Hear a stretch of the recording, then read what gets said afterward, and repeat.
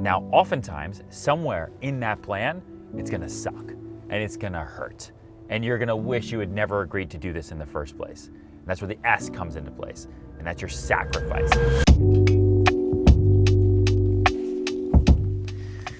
Like my new screens? Look at this, I got vertical, this is all my email. This is internet here. I can put my internet over here, and this way I get everything done as much as possible. It's Thursday morning. Today's gonna be a crazy day. Also, just had surgery on my shoulder, but I should have taken the whole day off, but guess what? I was in the office by fucking 8 a.m. Also got vaccinated. I need this. Everything's crazy. Got my Advil. I want to talk about advice, but we gotta run. Let's go to the car. Does that work? Yeah. Is that like just genius content for you?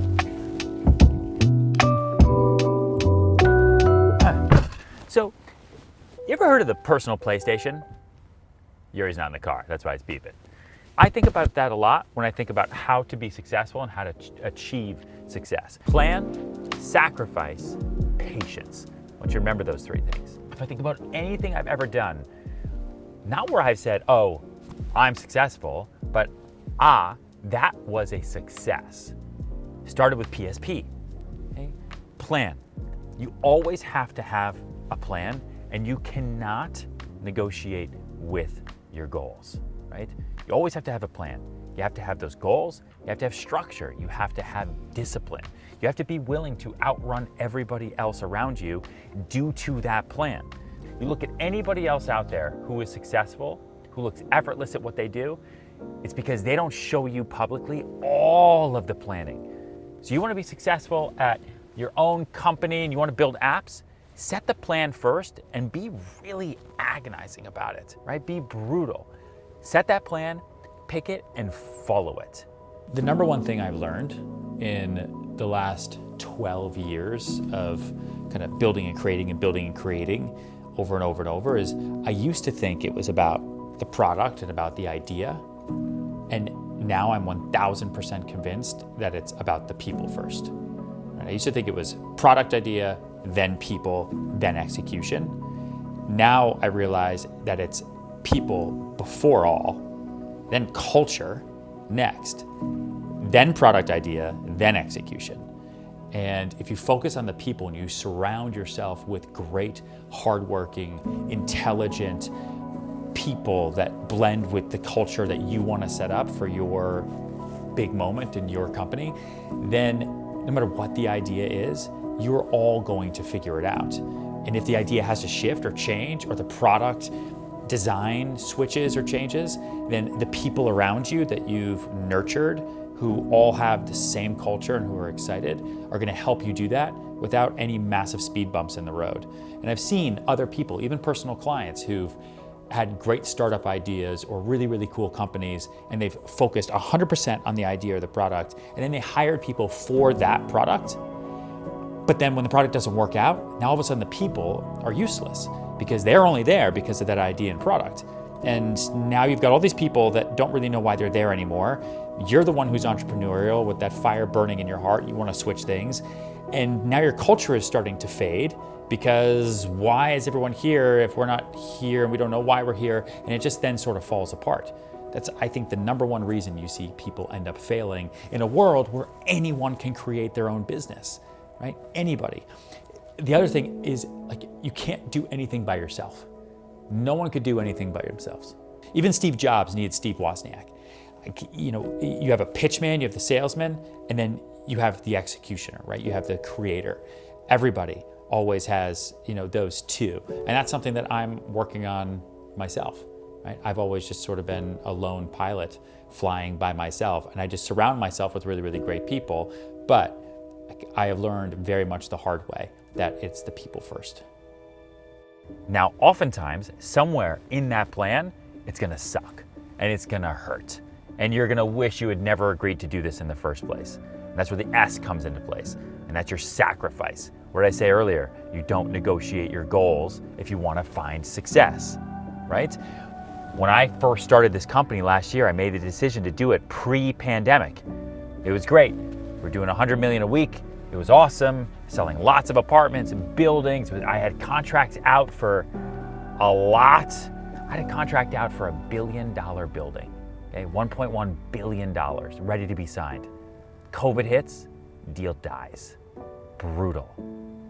Not a brick wall, just a really, really shitty speed bump. But guess what?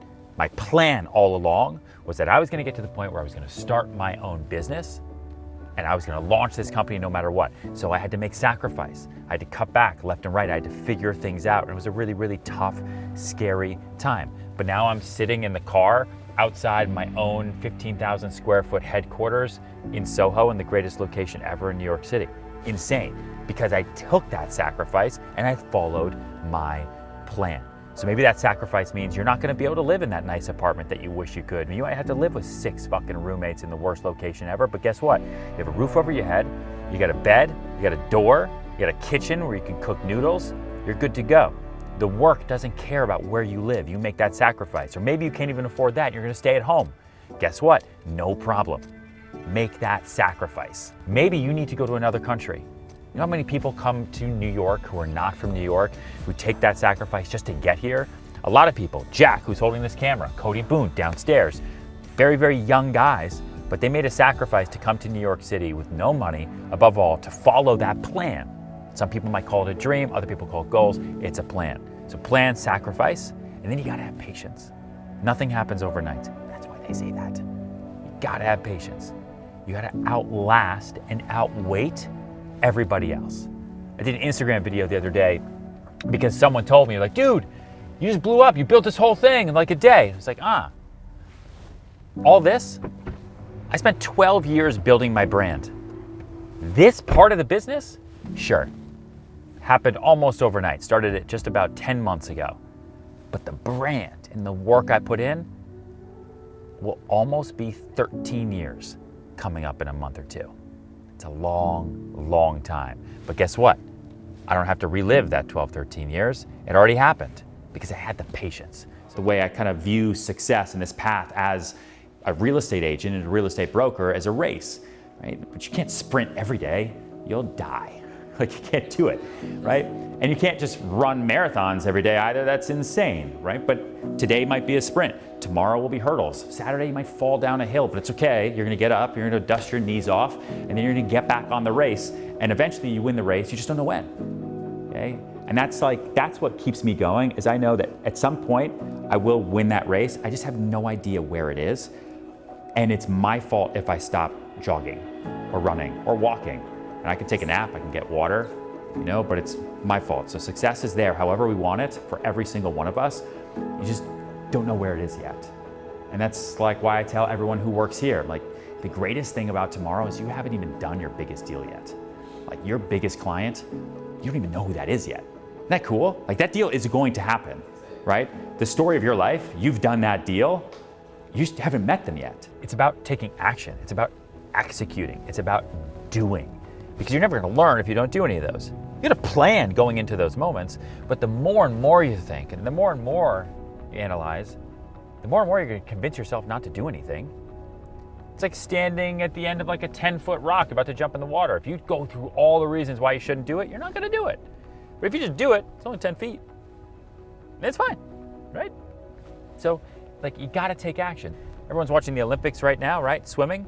Like, you do one wrong stroke, you don't stop and say start over. You know why?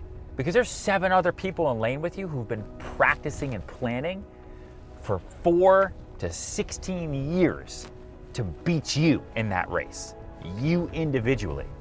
So just because something happened that you weren't planning for doesn't mean you stop. No, it means you make that little sacrifice, you pivot, and you move. And you keep taking action over and over and over. I think that's why people think that we've grown so fast, so quickly, and that we do so much. It's not like this has all happened overnight. It's because I do as much as I can every day.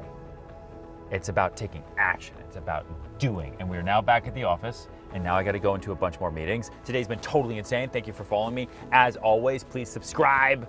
Please like this. Please comment. Let me know what you want to see. I live for you guys. This is awesome. I got like 6 more meetings I got to go to.